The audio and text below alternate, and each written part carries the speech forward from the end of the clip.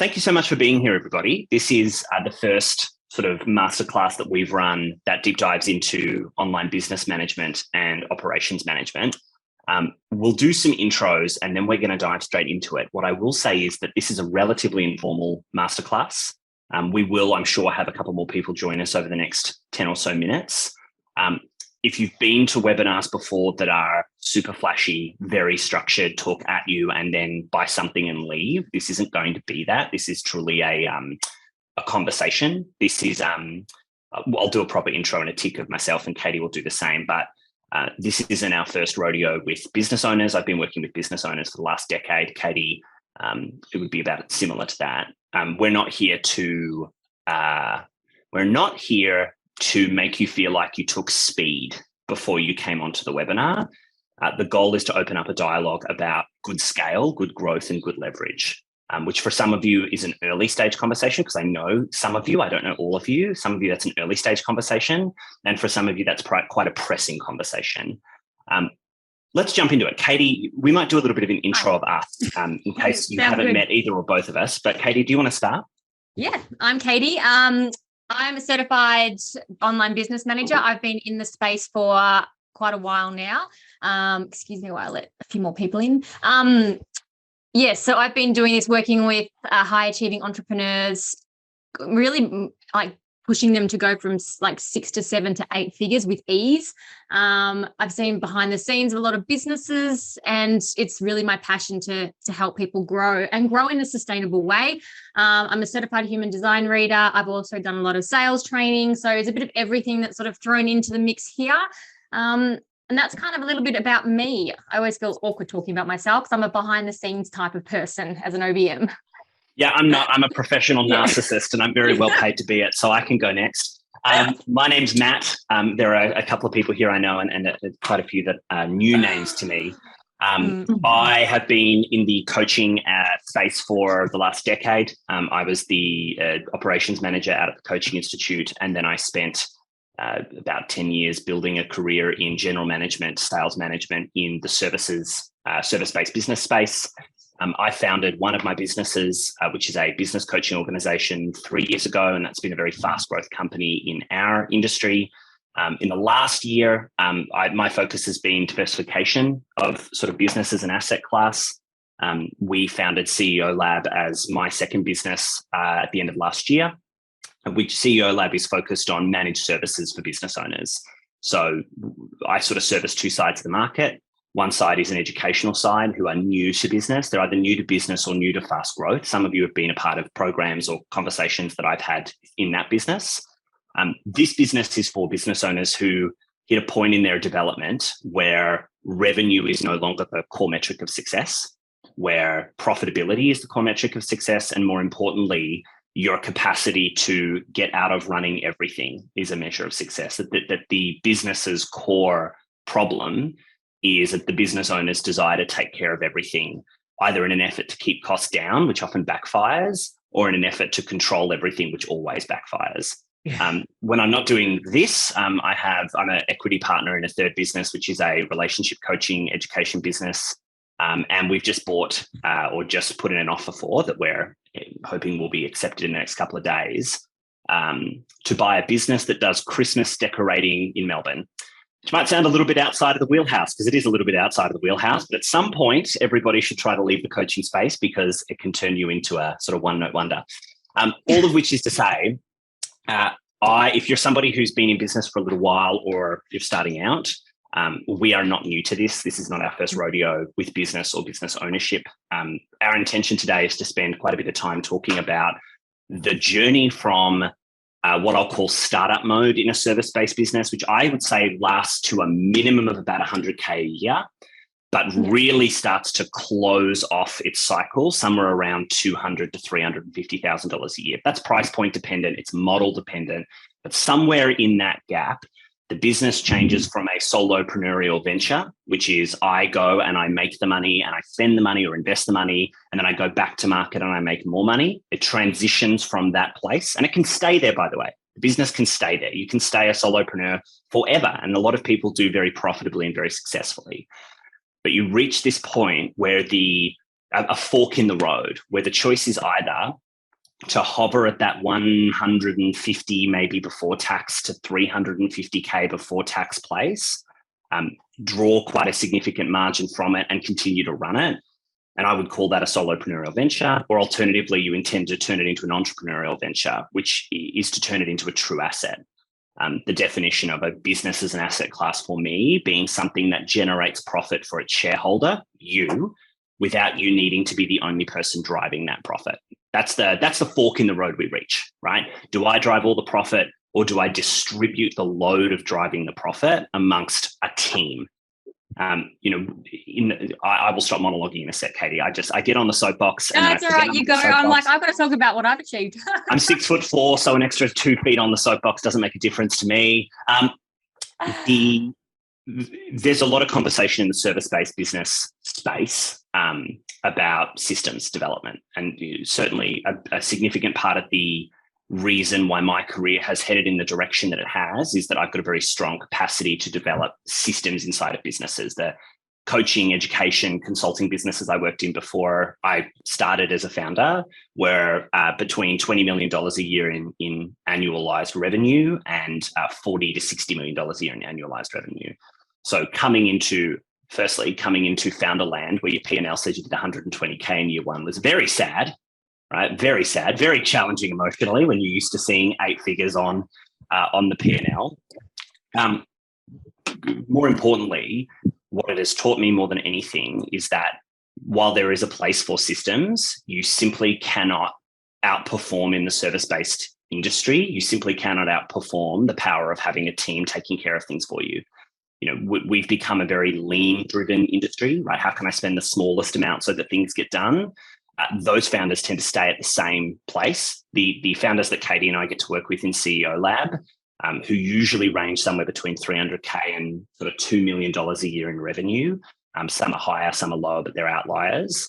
The number one thing I would say binds all of them is that, yes, they care about systems, but what they do is they develop a team of highly competent people who, instead of just doing functions that the founder sets, can have ownership of a function, can own a part of the business so that the founder doesn't have to think about it. Okay, off my soapbox. Katie, I'm going to pass over to you. The topic, to give you a round of applause? Yeah, no, don't do that, because it'll only fuel my inflated ego and then I won't get off the soapbox. It's a toxic cycle. The topic of this conversation is, what is an OBM? What is an online business manager? And the reason we're having this conversation is because everybody in our space knows about the power of getting a VA. Get somebody in. It's Amazon used to call them the mechanical Turk, right? Get somebody in, develop them a system, give them that task, and they can put that task on repeat. But what that tends to do is make the founder a micromanager. And so, particularly in Australia, if you go to the United States, you will find that OBMs are a very well-known concept. In Australia, they're not. So, Katie, I might pass over to you. Topic of this webinar is, what is an OBM? Katie Kersot, what is an OBM? So, yes, an OBM, it is really well-known in America, and it's starting to sprinkle through into Australia. And they're like the unicorn in your business, basically. What the aim of an OBM in a business is to take the business owner out of the day-to-day and make sure the right people are doing the right tasks. I cannot stress enough and agree enough with Matt's point about the fact that you need people and you need systems, which is why we use the people on purpose model. You can have all the systems but not great people, or vice versa, and it just won't flow. So the idea of having an OBM in your business is someone who is going to manage all of that for you. They're going to be your buffer as well between team. I know as CEOs get more successful, they get more stressed. Sometimes they can struggle, for better words, to actually communicate with team members and try and get across what they want. So having that person there who is going to drive that vision, that's what an OBM does. They're like your silent business partners, another way to describe it as well. They're the person that when you have this brilliant idea, you go, I've got this. What do I do? And they turn around and say, take a breath. Let's plan it out. Is it in line with this month's goals? Is it going to get us to where we need to be? How will it affect the team and all the moving pieces that go with it? They run it all. They run your business for you behind the scenes. They are the ones that know the systems. They are the ones that know what to automate, how to automate. They don't necessarily do it, but they oversee and they manage it for you. So instead of your day on your plate, you have a million and one things to do. It's you're trying to reply to emails, do sales calls, all of those bits and pieces. Then you have a team member going, oh, I can't find this. And it just tips you over the edge. The OBM is the person that will actually get that message. So the team will start to go to them and it will be, I can't find the password. Where's this? What's this? The OBM starts to proof and should proof things for you as well before they actually come to you. So instead of you spending 3 hours going through a document with the wrong links, the document you get will have been proofed already. And so it's a case of running your eyes over it. Yes, it's in alignment with my business, with my values, what we're trying to say. Boom, let's get it out there. It's about protecting your time and becoming the gatekeeper.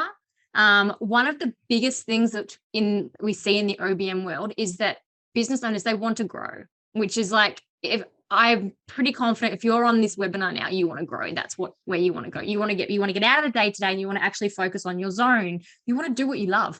The OBM will support you in doing that. They will become that buffer. They will also be the person where customers, if there's a complaint or there's an issue or there's something, instead of everyone always coming to you and you being the bottleneck, the OBM will be that person. And then they become the relationship with you and the OBM. Then what happens is all you need to do is actually speak to the OBM. So you have that, there's one person for you to communicate with, and they can say, all right, so this week we've got VA1 doing all of this. This is up to date. We're behind on this. We need to make sure we're focusing on this. We're waiting on this from the copywriter. The website broke last week, but it's fixed. Like, it's one person that you have to communicate instead of a team as you grow. That's kind of an OBM in a nutshell. It really, you can dive a lot deeper depending on what your business is and what you're after. Like, there's launch support. OBMs can come in and completely build out your launches for you, from like start to finish. Affiliate, JV, system builds. If you're looking at a project management system, which I highly recommend if you are looking at growing. The other key thing for an OBM to do is make your business sellable. So the idea of having the OBM come in is they set your business up with SOPs, procedures, with all of the parts, so that if you ever wanted to sell, or you're onboarding someone, or you need to actually leave because you've had an emergency and you've got to go offline for 2 weeks, your business can run without you. And I think that's the key. Yeah, that's the real key there. Yeah,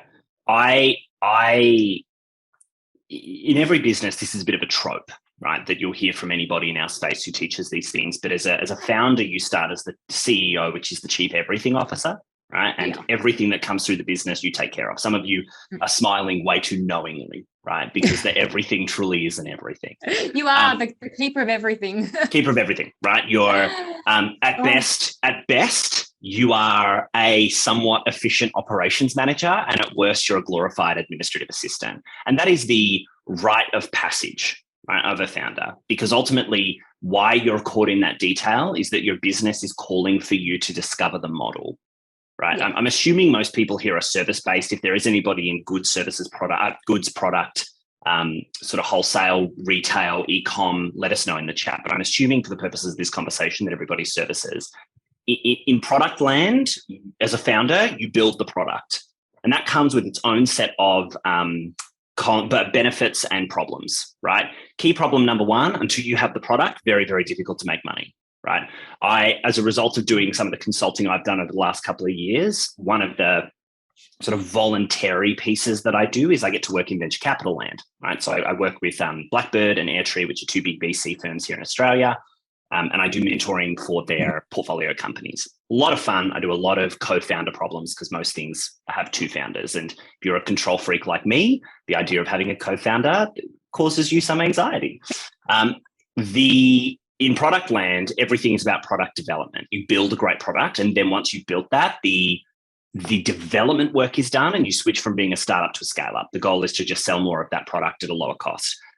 The benefit of that is that you don't really have to confront people a lot. You take minimally viable products to market, they hit people, and then you find out whether they are sellable or not. In the services industry, it's a hell of a lot more vulnerable. because the only way you discover product to market fit is by taking you to people. So in startup land, you are driving model development in a service-based business. That's why you're the everything officer. How does this work? How does our business derive a profit? How does it make money? At some point, though, what will change is you will go from the chief everything officer to the chief executive officer. The sheer difference being your job is to develop and drive strategy.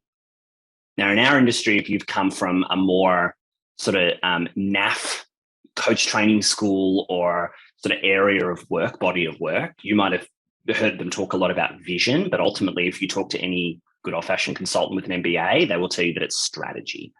Right? Strategy is how are we using our resources to achieve a particular outcome. When you're able to do that in your service business, firstly, you've won because you now have predictability. Right? I know that it takes X amount of money, X amount of time, and X usage of the people we have, mainly yourself. And I know if I invest that resource, we will achieve X ROI. When you achieve that, you've won. And yet so many businesses in our space plateau at that point. And the reason they plateau is that they stop being a CEO with a growth focused and they start being a operations manager with a repetition focus. So I'll just do that again and again and again and again. Yeah, and we stop. It's Tim. I think it's Tim Ferriss who I first heard this from, but I dare say it was a guest on Tim Ferriss's show, which is that if you're growing 10 to 15% per year, you aren't growing. You're just not going backwards. The whole fucking economy is growing 8 to 15% per year.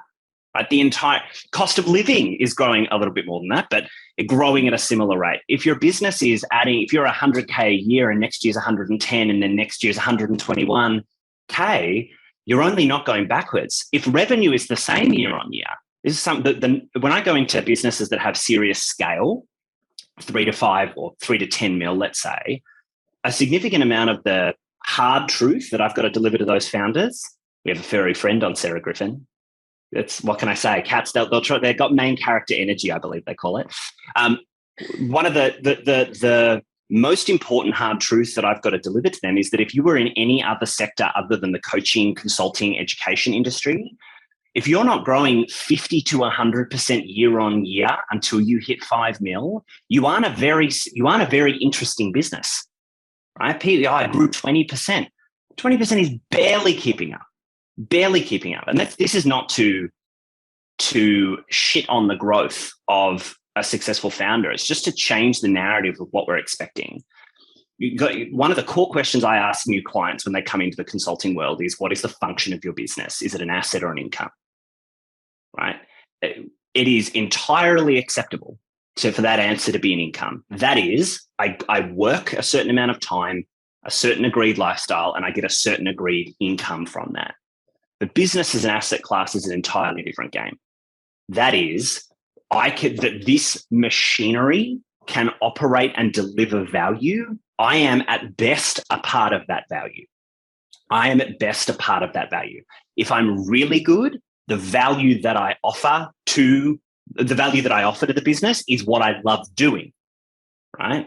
That if I do all of those things, I not only get an income, I get profit on top of that income, and that profit grows year on year. And to sort of center this back in the conversation around OBMs, because OBMs are a vehicle. They are a vehicle for achieving growth.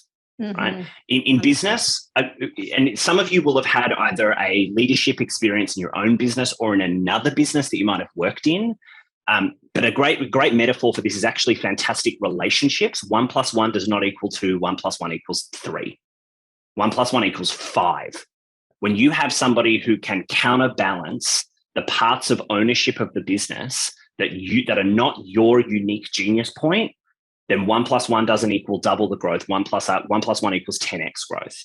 And the most important question you will ask yourself if you're growing an asset is, at what point can I not do it all and grow at the same time? And that point is coming for every business. Oh, but Matt, I've developed a whole bunch of SOPs and we have systems, and my product is super low cost and easy to manage. Doesn't fucking matter.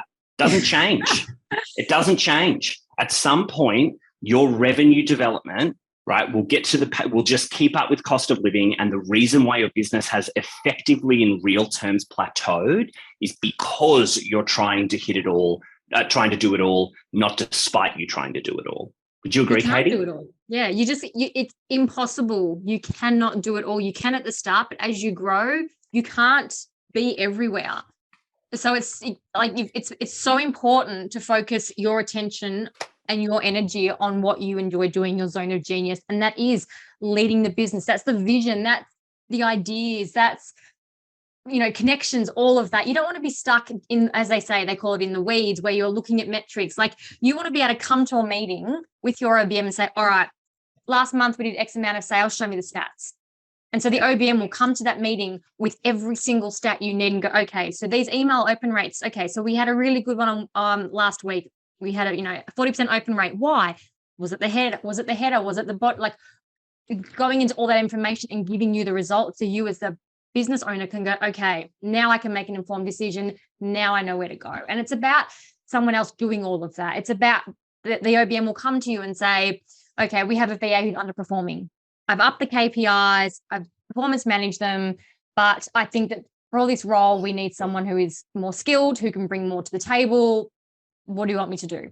And then it's that conversation of, do we hire, do we not? And the OBM goes and hires.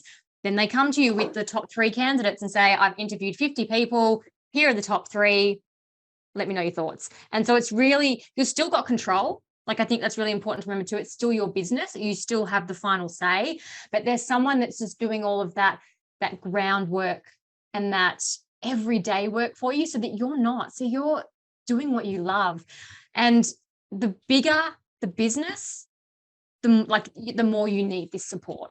And I think that's really important too. Like, I've worked with clients from, startups to 8-9 figures, and they need that support, because for them to be able to continue to grow, reach new people, look at new audiences, they need that space. They need that freedom to be able to put out a new product, or, go out and do marketing, go on podcasts, all of those things that you do in order to grow. You can't do that successfully if you're there going, oh, did so-and-so do that task? Oh, that email hasn't been replied to. Why not? Like, you need to sort of let go of that. Yeah. At some point, your role when you're a new founder, there's a classic Pareto's principle trope that gets thrown around, that 80% of your time is spent selling and marketing, that 80% of your time is on business growth and 20% of your time is on enabling that growth. We've worked in coaching firms, education firms outside of the coaching space, wealth management and investment. Like, our clients span the services space. Everything, legals, the lot. Legal, accountants and finance, a very broad spectrum. In the coaching space in particular, because I'm conscious that quite a few of you here fit inside that bubble, though some don't, there's a lot of talk about how the goal is to create an easeful space where, you're not pitching, selling hard, whatever you want to call it. You cannot escape the truth that in order to grow your business beyond your own income thermometer, in order to get it to the point where it can pay for you, itself, and then generate a profit in order to reinvest, 80% of your time must be spent selling and marketing. You can't avoid it. And everyone who tries to avoid it, I will see in 5 years, not you because you all came here, but all the other people, right? I'll see you all in 5 years and you'll be in the same fucking place. And I've been doing this long enough to have seen that time and time and time and time again. It doesn't change until you decide to put offers out there on a consistent basis and not fill in the blanks with maintenance marketing. That being said, at some point, your role has to shift from operations. And operations, there's such a misunderstanding of what operations management is, especially in the service-based industries. Right? People think operations management is, well, there are 5 departments: sales, marketing, product, operations, and finance. And operations is admin, and operations is emails, and operations is system. That is a part of operations. But at its core, operations is everything that delivers on the machinations of the business. It is everything that is done more than once that isn't some kind of strategic imperative, growth, innovation, or new idea or experiment.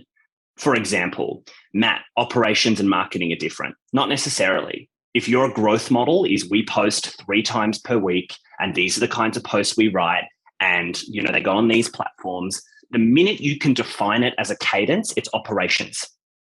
It's operations. You ask the chief operating officer of any 9 to 11-figure company, and they will not tell you that they do not have an impact on marketing. Oh, that's somebody else's job, right? Operations is anything you can define, anything you can put on repeat. And then what will happen in any business that is founder-led, because we are not, all founders think they're unique. I've talked to founders of venture-funded products and SaaS products and tech products, and I've chatted with service-based founders. We all think we're fucking different, including me, because I am different. None of you are, but I am. We all think we're a little different. And one of the key differences is we think that we need to stay magical. So it sounds like this. Oh, I know that marketing is operations, but I could never hand over posting. Well, then you'll be stuck there forever. And the reason we think we can't is because our only reference point, the soapbox is going under my feet again, Katie. Yes, I know. I'm about to pull it out. Don't worry. Yes, yeah, please. The only reference point we have for getting support is this idea of admin support.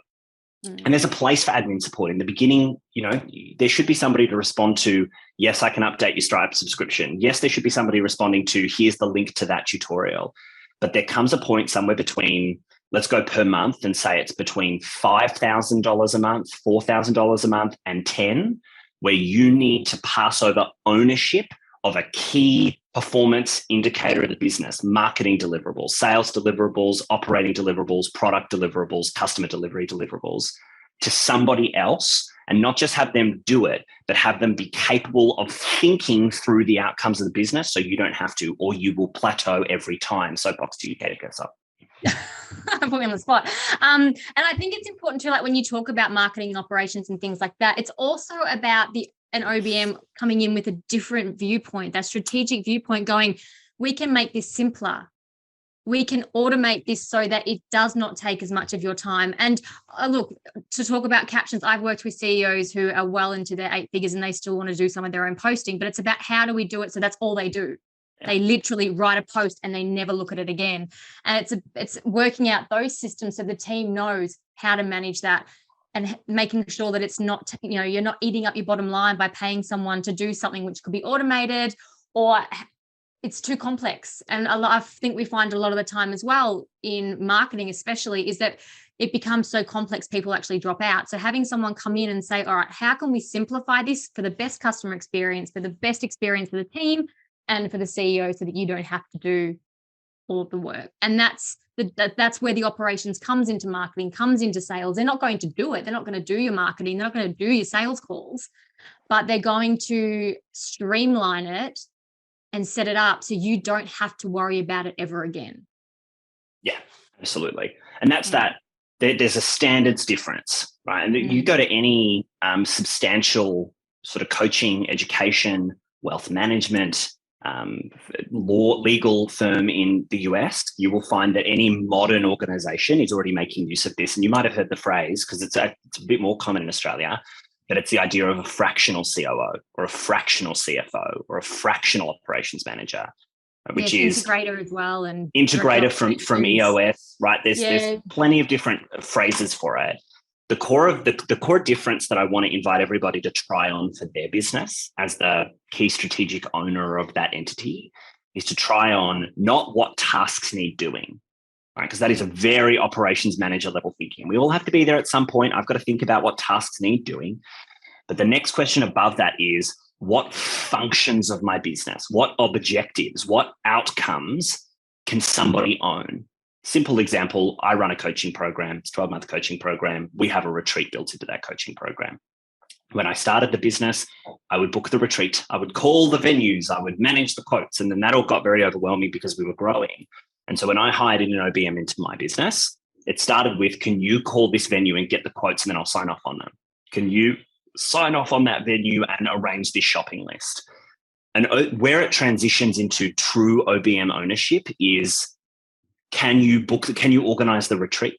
Yeah. Can you manage all of our events? Can you take care of delivering this product? Can you make sure every single customer gets all of the deliverables we promise them? The difference between an OBM and a VA is the difference between action and thinking. That's not to say VAs don't think. Go on, Katie. But part of that, being able to do that for the business owner, because that can sometimes be very overwhelming and daunting for someone to hand over, is that the OBM has worked with you enough to understand, and you've created processes, you've created documentation so that you know when you say to that OBM, I want you to do it, they're going to do it as if they're you. They're not going to go in there and guess. They've worked with you enough to know, oh, Matt likes this certain brand. Okay, we need to make sure the pickups are at this certain time. We only fly with this airline. Like, we build out that processes too, and that way, as the business grows, too, you can actually expand the business, expand the team without it being a massive issue, because everything's documented, and that's, I think, one of the real key things about an OBM is they will document your whole business for you. So you can literally walk out. And if you want to sell it, like these are the joke, the OBM makes it so the business gets sold and they don't have a job. Like, that's the idea. We want to try and get ourselves out of a job because we're so organized that everything is there for you. Yeah. Founders are a lot like kids who who develop an interest in cooking. And instead of it being every time they go into the kitchen, it's like wonderful. It's every time they go into the kitchen, it's like, oh, fuck, there goes an hour of my time after they go to bed cleaning up after this kid who's trying to make pizza that is also a sausage roll that is also, primarily, and they want to try yes, it's like they want to use everything, right? Yes, Founders, it's like systems. If they want to try every new thing. The difference between an OBM, the OBM and any other team member is cleaning as you go. There's a fantastic book every founder who wants to turn their business into an asset should read, and it's called Built to Sell. Right? And the thesis of the business is, you want to build a great business, build it like you're going to sell it. Doesn't matter if you're going to sell it. Doesn't matter if you even can sell it, right? One of my first business will never sell. It is so deeply entrenched in me that the sale of the business cannot be the exit strategy for that business. At the same time, building a business so that you could pass it on to somebody else without you is the easiest way to do what founders are the worst at doing, which is looking after future them. We all have a kink of making life harder for our future self. That is our addiction as founders. I will do something today because it's a good idea. I won't document it. I won't write it down. I'll hope that I'll remember next time. Somebody called me. I'm going to write that in my notebook, and I'll remember the page of the notebook I wrote it on. And we're in a constant game of catching up because past us is moving so quickly. It's what makes us good at being founders. We're moving so quickly that we're not cleaning as we go. Yeah, I'm in all of your offices. I see you all. I've been doing this long enough that we're all the same. There's actually a joy in that. Like, it's not just you. It's not your lack of competency. You actually can't solve for it. No therapist can therapize it out of you because it is what makes you. No OBMs can get it away from you. It's what makes you a great founder. If anybody's ever worked with I worked with plenty of people in my career. Some of you might be serial entrepreneurs that have started there. I didn't. I started working with people in jobs. And there were so many people that were super organized, super responsible, super disciplined, who would fail at entrepreneurship. And part of it is because their temperament is geared towards somebody else taking the risk. Our temperament is geared towards being the people who take the risk. The consequence of that is we shouldn't be good at cleaning up after ourselves and making everything ready to be handed over. But we do need to take responsibility for that function at some point by hiring somebody in to do it. Katie, quick. Oh, yeah, go on. Oh, I was just going to bring in a point there too, because this conversation comes up a lot as well when I'm talking to other founders, is how do teams go with an OBM coming into it? Because it can sometimes be a bit tricky, but the OBM is actually a godsend for the team. The team actually end up loving it because they no longer have that horrible feeling of, oh, I have to, ask them again, or I have to do this again, or whatever it is. Like, it almost becomes like a safeguard for them. So if anyone's concerned about how VAs and teams will actually react to an OBM, I have never had a negative experience with a team member, and I've gone into multiple businesses and worked with multiple people. Most of the time it's like, oh my goodness, thank God you're here. Finally, someone is going to sort this person out. That's literally what I get told all the time. Yeah. So question for you then, because I think one of the core pieces that's worth unpacking, you mentioned at the top of this conversation that OBMs have different use cases. Right? So we're talking primarily about that top end, I think, director of operations, fractional Yep. COO type role who has complete ownership. Can we work down the list into the more niche use cases, funnel building OBM, systems Yep. building OBMs? Run me through what experiences you've sort of had at building OBM systems for businesses that aren't ready for that DOO role or Yep. are building a broader team out. Yeah. So it's about getting it all organized for yourself as well. So you've got OBMs who will come in and do a launch management, because the idea of you've got your two launches, you've got your live launch, or you've got your evergreen.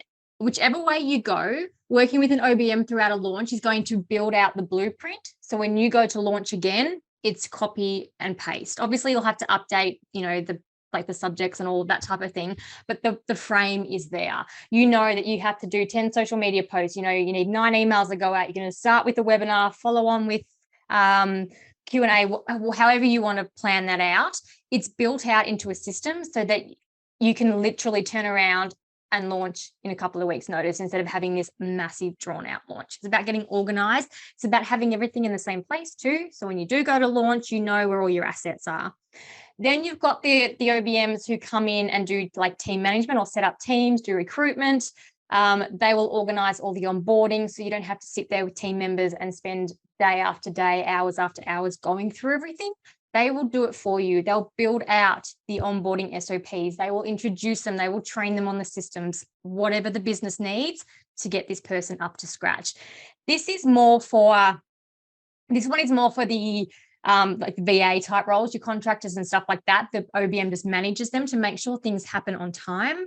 Then you've got your systems build. Like I mentioned earlier, every business that wants to grow has to have a project management tool. It's like a non-negotiable because that becomes the hub of your business, and an OBM can set that up.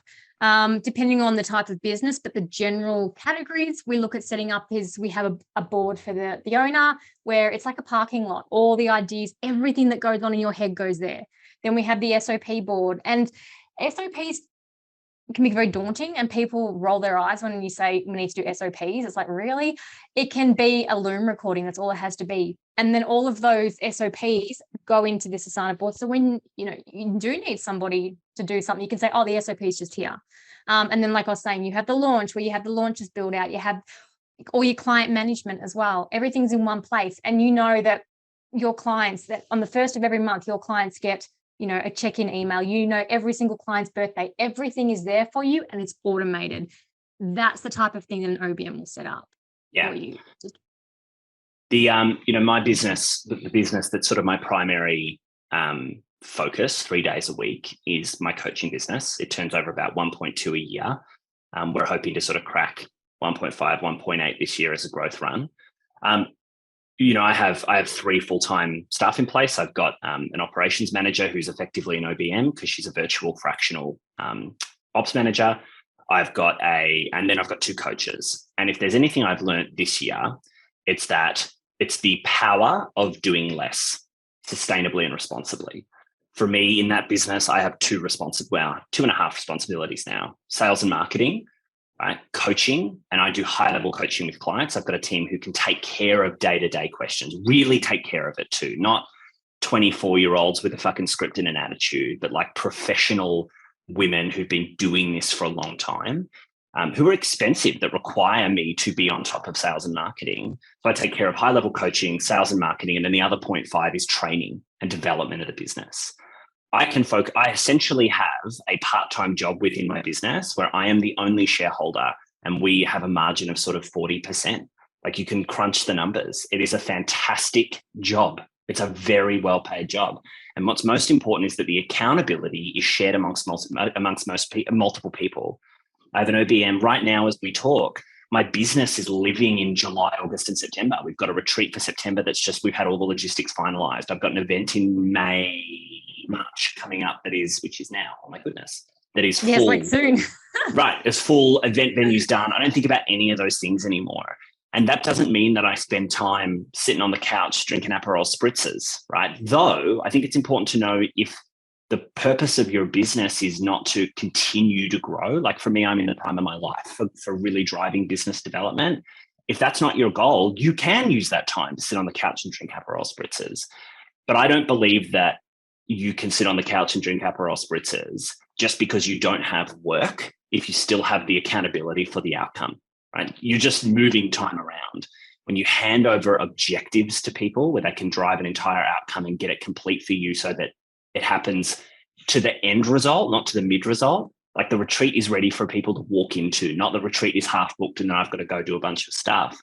That's where the game changes. Katie, I might post Shani's question to you because I think it's a good one. Yeah, I've got it. Yeah, this is about the speed. Yeah, hit it. I think this is the one for you. So you get an idea. I'll read can everyone see the question? So I'm just not, so everyone understands what I'm talking about. Yeah, it's in the chat. Yeah. Yeah, so that's fine. So part of having the OBM is so that you can do this stuff. Like it's somebody who you can pick up the phone to or send a message to and go, okay, I've just had this amazing idea. It needs to happen. I need to have it happen in the next 24 hours. I need all this set up. And they will then go and get it all set up for you. So you have, like I said, a webinar. You want to do a webinar on a really hot topic. So we can go back to like COVID days when COVID first broke. You want to get on the forefront. You want to run that webinar about how to sustain your business through COVID. Perfect. All right. Speak to your OBM. They will get you the list of what needs to happen. They will get it all happen for you. And all you need to do is turn up with the topic and talk. That is what the OBM is. They will, if they can't do some of the tech stuff, because depending on your tech stack and all of that, they will organize the right people to do it for you. Yeah. So really quick analogies. You have an idea. You have a vision. You tell the OBM, they make it happen. Mm. You give them a time frame. As long as it's a realistic time frame. What I mean by that, for example, I was talking with a client this morning. He's an 8-figure exit strategist, and we're changing CRMs, and he wants to do they call it the Big Kahuna launch. So it's like an 8-week launch, and he wants to do it in 2 weeks. Obviously, that's not achievable. So we had to have that conversation. But he's literally said to me, "This is what I want. The rest gets done. All the videos are edited, everything's recorded, every little moving piece is done. All he has to do is turn up the live webinar, and that's it." Yeah, you're Shani, who's just mentioned that she has VAs too. It's the best. That is the best position for a business to be in to acquire an OBM. You have a nascent team that are taking care of core functions. They understand your systems, but they are not people the crude analogy here. Yeah. And even if there was some speed, the question is always, how long can you fly to an island with no mobile reception? That's the only question that matters in Founderland. How long can you go to the island that has no mobile phone reception? Like, put yourself in that headspace.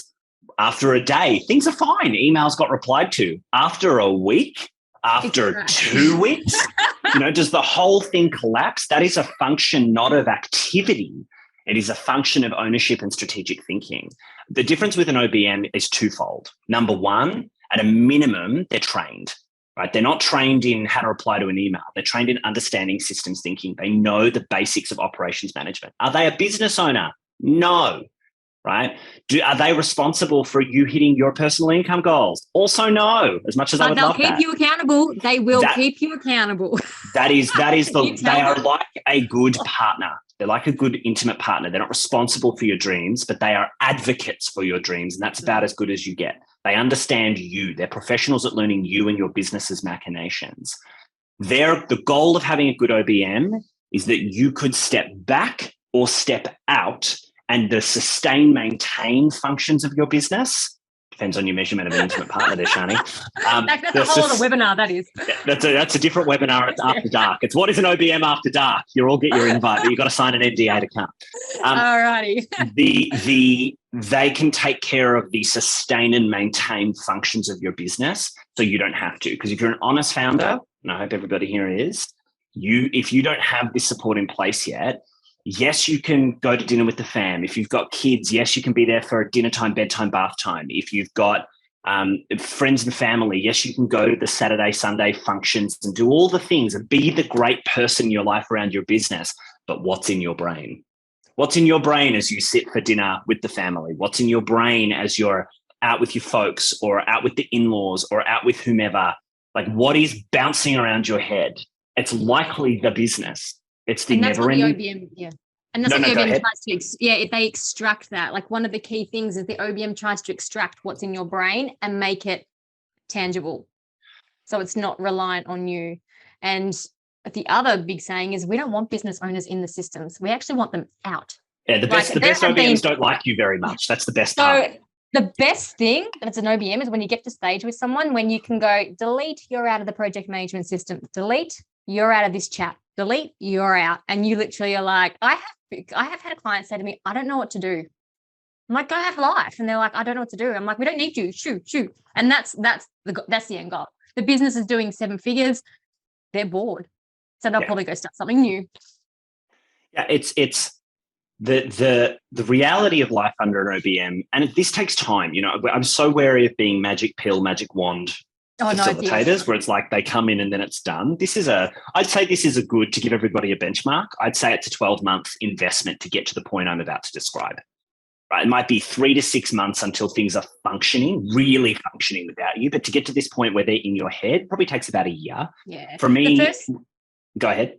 Sorry, so the first 3 months of an OBM, when you onboard and work with an OBM, the first month is really putting out fires. So you normally, generally speaking, will have an onboarding call where we will go through your business and we will go through every nook and cranny and we will pull out anything that's bothering you and get that sorted. That tends to be the first stop. Then we start to look at how we can start to then change things, make things more efficient. It could be, you say the CRM needs to be cleaned up. So that might be one of the projects you work on. You're not collecting leads. You've got a leaky bucket. All your leads just, you don't know where they go. Okay, let's sort that. But that's sort of the first 3 months. And then after that 3-month point, you really start to see the difference, because you'll start to notice, oh, I don't have to do that on a Monday morning anymore. Or, oh, I'm not chasing all those emails now. Now what do I do? Like, that's when you'll really start to see it. But the first 2 months really is the cleanup and making sure that things are schmick behind the scenes. Yeah. You get to this point where, for me, I've had my OBM now for 2.5 years, full time. And my life kind of just follows the calendar now. It's funnily enough, I've become the most employee in our business. I'm the most like, 8:30, I got to show up to that session. 10 o'clock, got to show up to that session. The notes for that session are in there. Everything's sort of done. Like, I feel so employee nowadays. I do 2 days in, 2 to 2.5 days in 7-figure. Obviously, there's the Saturday morning where ideas are just bouncing around, but of work, 2 to 2.5 days. I've got 1 to 1.5 days in the other 2 businesses that I'm an equity partner in. And I've got Fridays are kind of a mat day, because it's tough yakka, as you've all experienced. It's big. It's a lot of energy to run a business, even when it's running well, because the responsibility and risk sits with you. But it's quite a funny, founders think that they want to get into founding to control, and then they do control, and then they realize the goal is to be told. I just go where I'm told and do what I'm told. The second, I will say, the first part of an OBM's benefit compared to a VA is that they're trained. The second piece, which is our sort of point of difference, there'll be other agencies that have a similar point of difference, but we certainly focus on this, is that they're working under business owners that have strategic focus.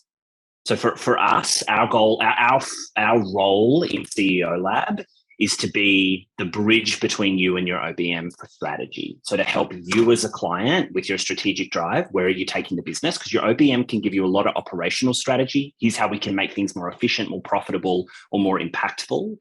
But growth strategy, what's the next funnel? What's the next campaign? Where are we driving next? Where are we that's a separate function.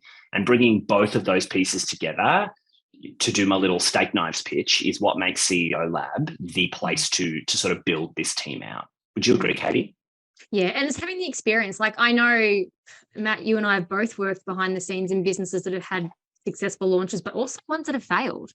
And so I know, like, I've seen launches like that have been phenomenal. Like, it's just insane the amount of revenue it's generated. And then other ones that we had planned to be huge just didn't. And so, as I've been in enough years, you see what works and what doesn't. Yeah. And having that experience, I think, is there's nothing like it. And that's what really makes a difference. Where we'll head from here is, I want to walk everybody through sort of, if you want to have a conversation with us about either bringing in an OBM or bringing in some of our other services. At CEO Lab, our current focuses are OBM and VA services, funnel development, so building out new campaigns, either ad paid ad campaigns or organic campaigns. So landing pages, sales pages, copywriting, funnel development, advertising, and podcast production, which is pretty hot at the moment. So those are our three major focuses. We do other pieces, but those are our three major focuses. And then we want to open up for Q&A. So we're going to stick around to answer all of the sort of specific to you questions you might well have. I'm going to head into sort of the helicopter ride over. Ask Katie, is there anything you want to add before I do? No, but also anyone who, like, if you've got more questions around what an OBM does, or you think you've got one in your business, or you're not sure, or you're not quite sure what the roles are, I'm happy to jump on a call and talk through that as well. Like, this is, I see this every day. So no question is a stupid question. And the other thing is, don't ever be ashamed if you feel your business isn't organized, because we've been cleaning up a spreadsheet for an 8-figure business who uses spreadsheets, does not use anything else. Like it's there's nothing to be ashamed of. We've seen it all. The first time I met Katie, she said, you never ask a plumber to see their pipes. And I think that applies here, right? There's no such thing as every business has. There's a wonderful quote that I can't actually attribute properly, but it was a quote from somebody that a man named Morgan Housel, who wrote a book called The Psychology of Money, was quoting. And that it's that every successful, thriving business is a loosely functioning disaster.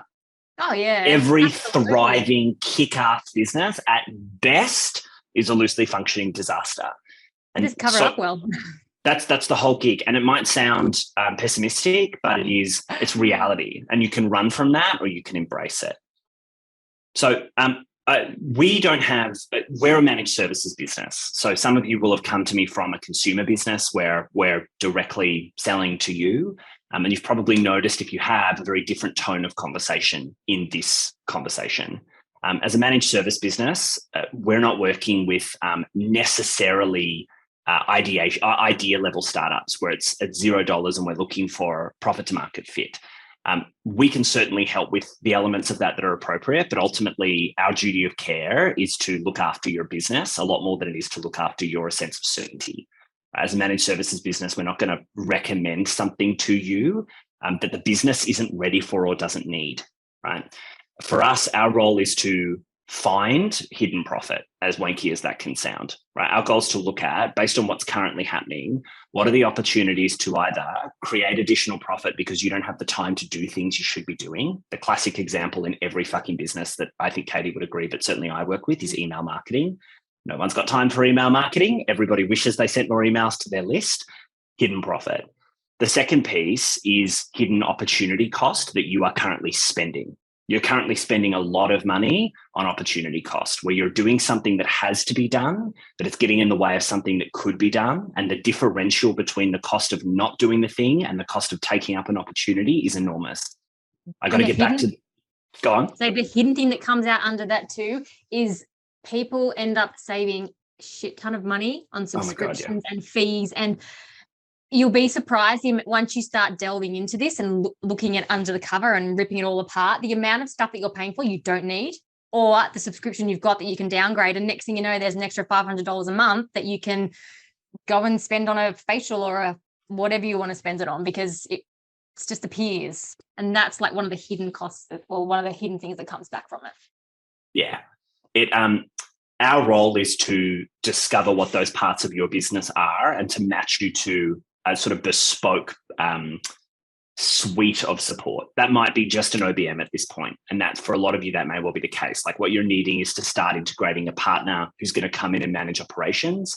For some of you, it might be you don't need an OBM right now, but what would be killer is having a funnel that's generating leads and converting them. Like, there's so many pathways that managed support can look like. So for this conversation, the best way for us to progress from here is for us to meet with you. And so to that end, I'm going to pop this link into the chat. I think that's the one. So I've just popped a link into the chat, which is a Calendly link to book a call with Katie or myself. We've opened up some time over the next fortnight for you to jump on a call. Whoever is available will jump on. But if you have somebody you particularly want to talk to, like if you're thinking OBM, it's much, much more valuable for you to talk to Katie, because not only is she one, but she's managed one for a lot longer than I have and for a lot more use cases than I have. So we'll work with you on who you're going to have that conversation with. But the purpose of that conversation is for us to get to know your business and make some recommendations. If we think that nothing is needed right now, we'll tell you to your face. We've been doing this too long. We've been doing this too long. And without blowing smoke, we have too good reputations for you to think we're going to sell you something you don't need.